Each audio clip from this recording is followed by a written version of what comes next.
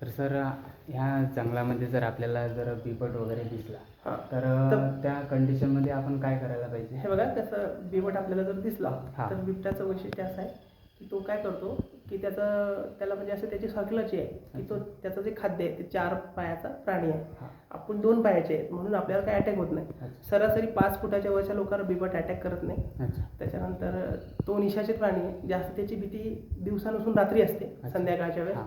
कारण संध्याकाळच्या वेळेस पाण्यासाठी किंवा मग त्याच्या तो शिकारीसाठी निघतो. म्हणून दिवसा त्याचा निशाचर प्राणी असल्यामुळे त्याच्या डोळ्यात पारा असतो, त्याचे डोळे चमकतात वगैरे, म्हणून तो उन्हात जास्त निघत नाही, अच्छा. रेअरच निघतो.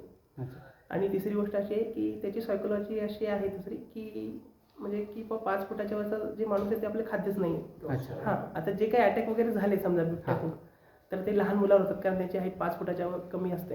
अच्छा. दुसरी गोष्ट अशी आहे की जर आपण जंगलात कोणी म्हणजे संडासला वगैरे बसलो किंवा आपण जंगलात वाकलो आणि तो झाडाच्या मागे वगैरे लपलेला आहे तर त्या परिस्थितीमध्ये आपल्याला अटॅक होऊ शकतो. कारण वाकल्यामुळे आपल्याला 2 नाही 4 पाय, म्हणजे 2 आपले हात आणि 2 पाय असं मिळून आपण 4 हाताचे होतो, म्हणजे 4 पायाचे होतो.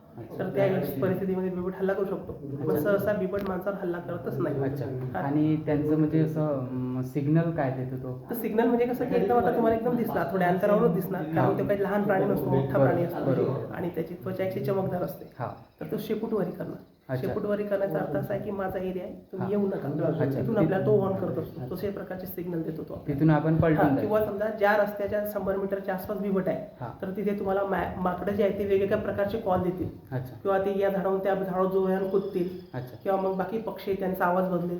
तर याच्यावरून पण म्हणजे आता समजा इथे माकड आहे म्हणजे हा रस्ता एकदम सेफ आहे. अच्छा. कारण जर इथे जवळपास बिबट असतं तर हे माकड असे खाली बसलेलेच नसते. अच्छा. चिल्ला बिल्ला करत. हां, हे त्याचे कॉल असतात. अच्छा. Thank you sir. वेलकम.